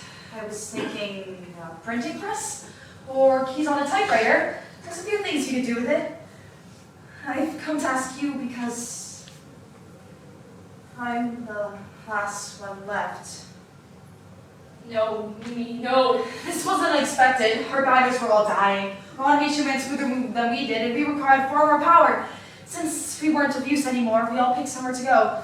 My pieces couldn't fit well at the stations, so it was my job to disassemble everyone else. I can see now why you struggled during the blackout. Once you find the purpose, it is hard to stop. I gave you plenty of batteries. I gave them to you so you could... You can't die. You've got... I noticed my battery wasn't dropping. I came to say goodbye. You're just as bad as Maia, self-destructive, irrespective of who gets caught in the crossfire. You do your entire race out of boredom. Uselessness is a powerful thing. Why are you afraid? Afraid? Of what? You? Contrary to what you and Maia seem to believe, I don't want batteries. You can't do anything to me. You can't. Can we talk about this? Please?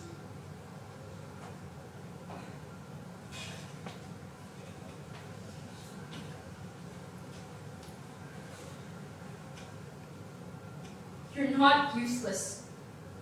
I need you. Why did you name me 1001? In Roman numerals, it spells M-I. Your first robot. And what did you name it after? M-I. Maia. Maia. I look like her, don't I? She used to speak like this too, didn't she? You modeled me after the person you cared about most. Every other robot was for engineering, but I was just for you. My first memories of being powered on in the cargo bay. I had the programming for docking ships, but there was just so much more. Sometimes I know something the other robots didn't. On watch and oil change day, I was the only one who had to use a manual nozzle because I wasn't the same shape as all the others. Most jarring of all, I didn't even respond to my number. Only Mimi. When I met you, I realized why I was built. I was supposed to bring you comfort in times of need. The real thing turned you away. I was supposed to be the version of Maia that would stay. Because when she left, you would realize why I was built. I was worried I'd get lonely. But something worse happened. You forgot about me. And later on, you forgot about her. The only person to really know you. Maia and I have spent some time apart. Besides, I don't deserve the comfort. You don't deserve to be alone. I just watched you meet two new friends. That's not the problem. You hardly leave this room. I don't want to feel useless. I need to keep working. That's the inertia talking. What does your gut say? I miss her. And she misses me. And even if leaving the station means risking our lives and the lives of our citizens, it's safer than staying here. All I can ask for is more time to spend with each other. Times are changing, and I want us both to witness it together. Thank you for your service to me. I didn't do anything, really. In a strange, vicarious sort of way. He's been with you this whole time. Stella? I have one more question. Make it a good one. If a robot's brain is in his chest, then why do robots have skulls? To protect their hearts.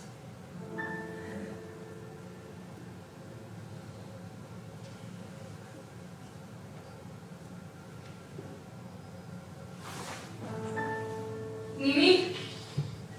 Mimi?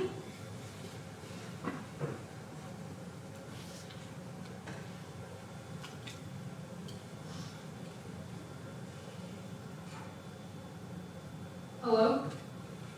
This is Stella. Send the shuttle.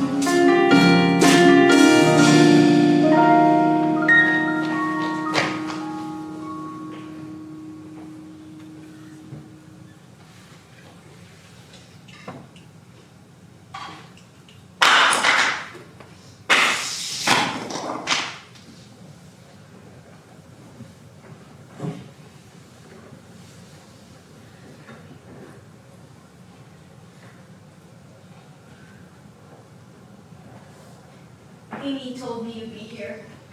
Go away, Maya. I came down a little while ago. All these robots. I can't fathom it. I don't understand. They had sentience. They had all the knowledge in the They world. made them slower.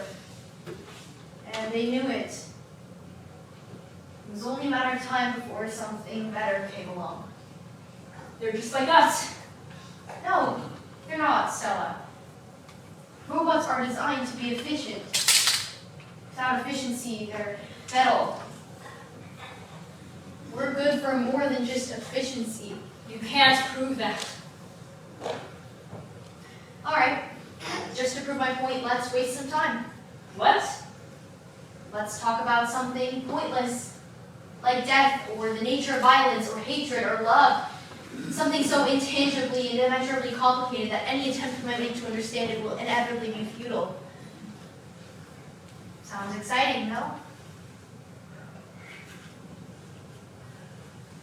What do you think will happen when we die? Maya. Come on, if there's anything that's pertinent right now, it's that. I hope my death feels like returning to Earth.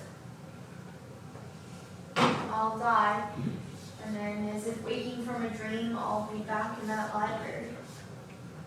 Having just closed the longest book I'd ever read, I'll get up, stretch, and go for a walk through the halls. I find gleaming shelves piercing the dark corners of each room where moss once flourished. The overgrowth will give way to quartz pillars, and the shrubs will bud and flower in multicolored glory. And the books, they will stack higher than natural physics would allow.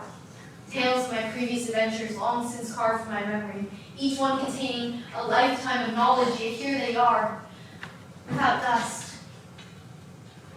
I will live in this place as long as it may have me, admiring the flora and sunbathing through the day. And when I'm finished, I'll pick up my next book and find a new place in which to continue my journey.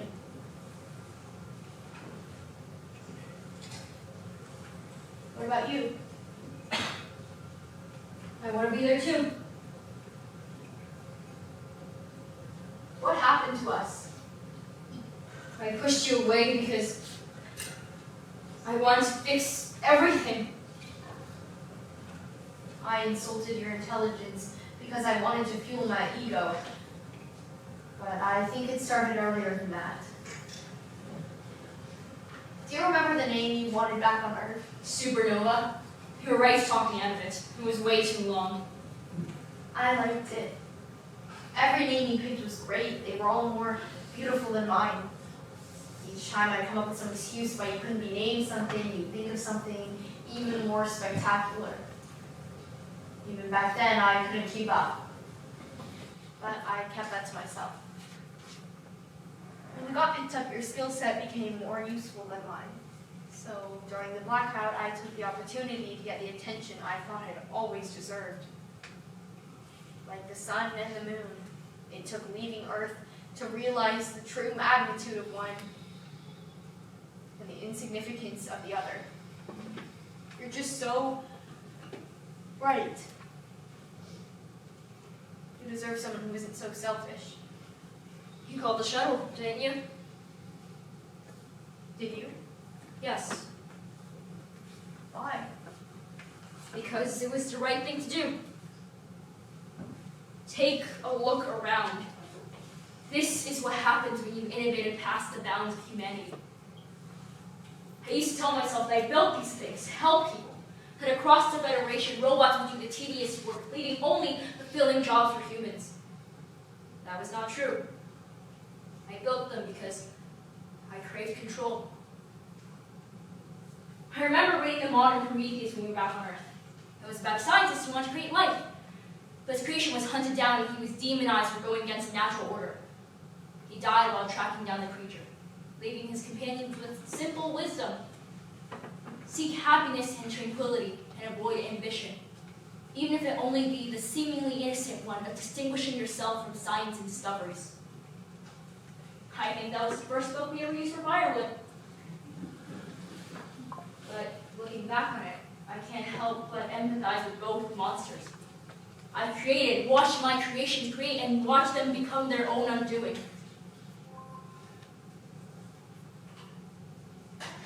The only remaining question is if this behavior is unique to robots.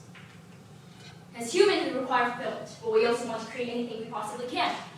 So, in order to stop this chain reaction of creation is to choose not to begin it. To be automatic. To move forward without looking back. I think that's humanity's greatest curse. If there is to be a new age of our people, it will not be determined by achieving new heights, but by considering the cost of innovation and deciding against it. By doing that, we ridicule the previous generation by calling ourselves humans and them as robots. It would be a brighter world.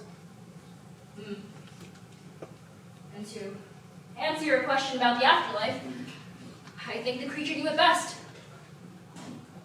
My spirit will sleep in peace. Or if it thinks, it surely will not think thus.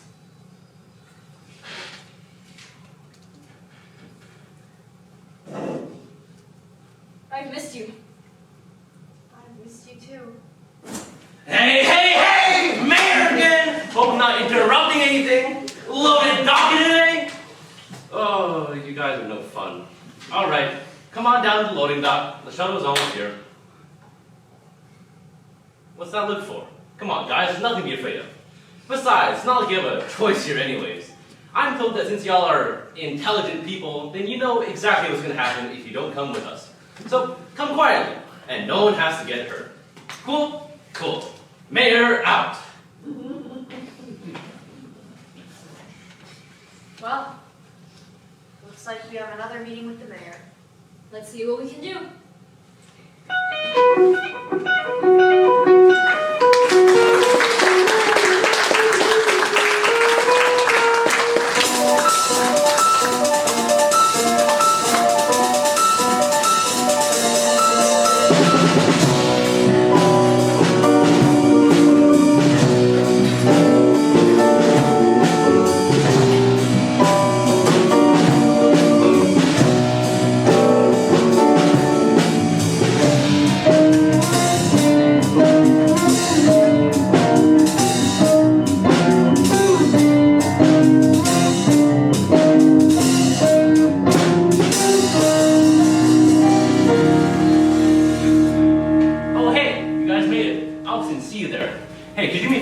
Tilt me up a little bit, can't really see you. Ah, much better. Alright, enjoy the ride to Station 8. Sure, but we'd like a guarantee first. You're not going to hurt a single one of our citizens. I'm sorry, your citizens? I am the mayor of the station. I own you and everything you've ever done. It's part of your contract, you know. Fine, but if you even threaten them, we will never work for you again. Yeah, alright, sure, whatever. It's not like we need either of you anyways. You're poker chips, ladies, and not particularly valuable ones either. Say, now that you're on the shuttle, I might as well let y'all in on this whole operation. It's been great for my rep, actually. Spectacular! I mean, I'm a smart guy and all, but figuring out this whole deal was on a whole nother level. I mean, after the whole shutdown the station trick doesn't work, you can't really take it back. So, the Federation told me that if I didn't get y'all back on grid, I'll take you along and float over to you myself. So, here we are, working from the shadows. Can we go now? Yes, sure, let me just find the switch here. Wait! What? How'd you get in here? You're not supposed to be here? Get out! No way! You guys aren't leaving without us! You all need to leave. It's not safe here. Absolutely not! You two have done so much for this station. Why should we let that idiot boss us around? He may have kept the lights on, but he kept us all in the dark. Wait a minute, I recognize you! You're that stuttering kid and his idiot owners! If you were bored with the lights on, I can't imagine what you did to the station when we cut your power. It's probably a wreck, not even worth returning to. Excuse me? Have you ever seen candles? Computers and synthesizers are great, but have you ever built something with your own hands? Assembled and soldered a machine and watch it work? It's beautiful. Yeah, but making stuff that makes people happy. Is that why China made stuff for America? Because it made them happy? Radia said you were to take Maia and Stella away. So here we are, taking them back. Oh, are you now? Sorry to say it, kids, but you're a bit late now! Have any idea what you've done? This was a clean exchange, now you've ruined it. You're right. I might as well kill everyone on the station now. We know! We just want to help. No, you don't understand. You will die. The Amalgam military will come and kill all of you because you listen to us. If we turn ourselves Oh, in... give me a break. Frank, what are you doing? Put that down now. Maia, you're not hearing us. You're too caught up in your big words and implications as per usual. We all remember what life was like before the blackout. You're empty husks. We didn't realize it at the time, but the Federation affected us with the worst pathogen of all. Uselessness. Hey, kid, what are you doing down there? Are you crazy? Oh, can it! I'm getting tired of hearing your own voice. I've always wanted to fight. We've just never had anything to fight against. You've given us life, given us sentience. We'd never forgive you for taking that away again. Can't let what happened to the robots happen to us, right?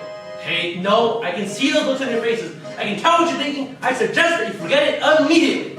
As the mayor, I demand that you come to Station 8, or what? I'll kill everyone on the station, that's what. Honestly, you're all so arrogant. You think that you're worth risking the lives of everyone on my station? Because that's what you're doing right now. Actually, we're risking leaving them vulnerable to the risk that you'll leave your word.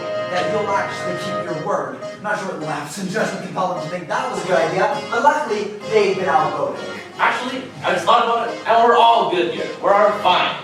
Because you know what? This show is from what? The 2090s? There's barely anything to hack into. It's way too old, even for your stones over there. He's right, Frank. This thing's ancient. I don't know how What? What? Extra credit.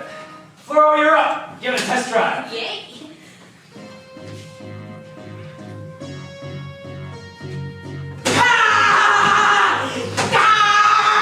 I've never loved you! Oh, stop! I don't know, man. You know what? I'm over this. I'm just gonna kill everyone on the station. Crash the ship if you want. See if I care. This blood is on your hands. Oh, you thought I was bluffing. Nope. Everybody just dies now. Want to see me make the call? Dialing. Ringing. You wouldn't. Oh, wouldn't I?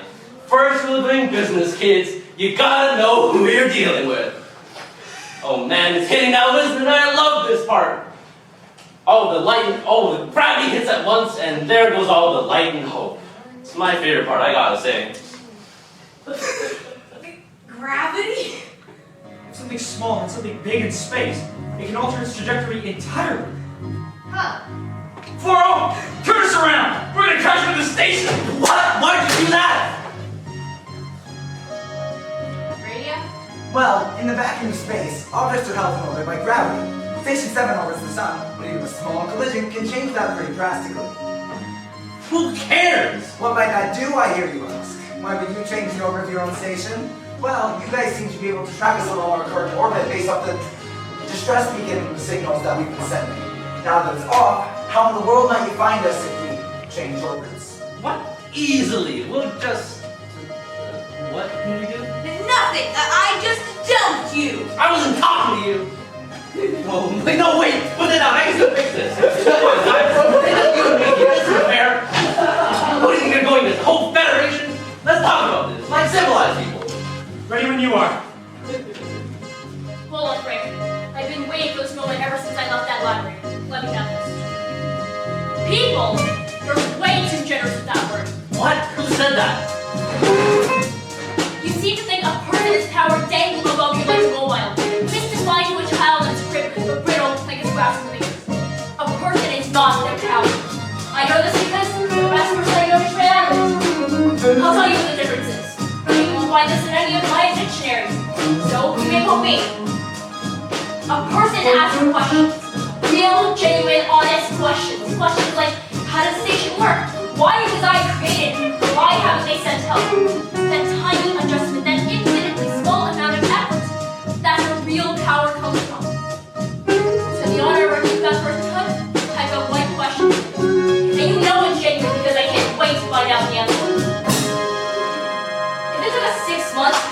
station?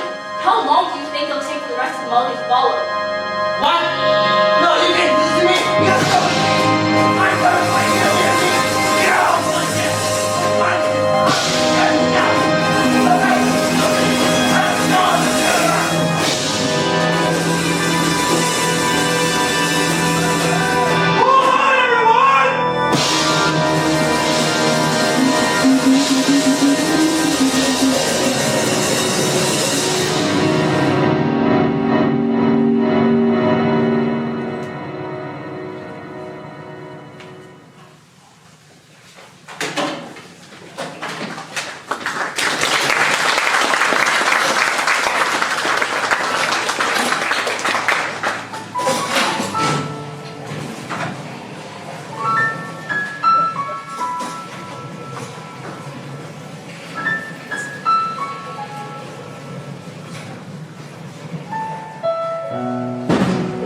Good morning, everyone. I apologize for keeping you all awake at this hour, but I believe there is something here that you all should see.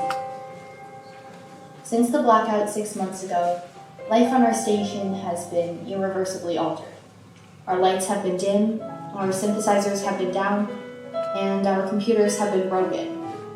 In pursuing reliability and comfort for themselves, the Federation has deceived us all. They were the ones who turned off our power. But none of this should be new to you. What is new is this. The shaking you heard earlier tonight was not an engine malfunction.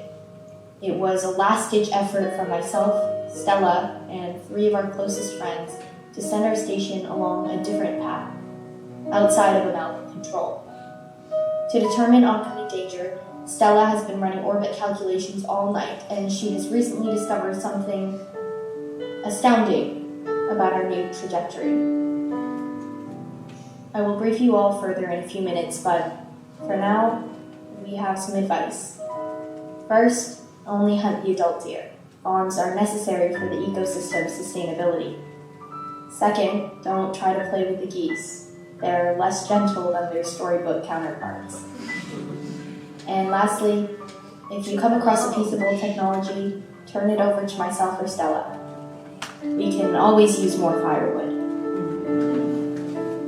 This place is not for the faint of heart. No life on the station could ever prepare you for it. It is harsh, unforgiving, and most importantly, beautiful. I'll come back once we're closer, but for now, I've put our new home on the projector in the main hall. Come down and see for yourself. That's all from us. We wouldn't be here without your continued support, and we hope you have a great night. Times are changing. For now, just go get some rest. We've all got a lot of work to do in the morning. Cool? Cool. Mayor out.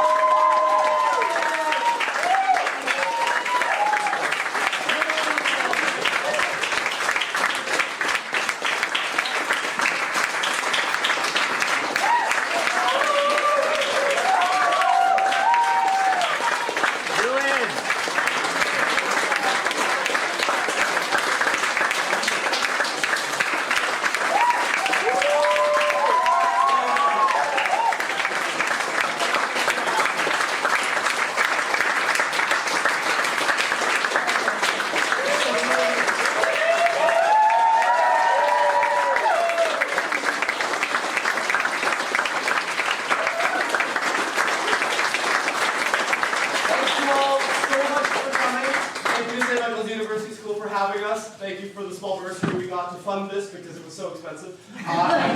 Please donate to us on the way out, and we hope you have a wonderful night. Thank you for coming, Sean and Matt.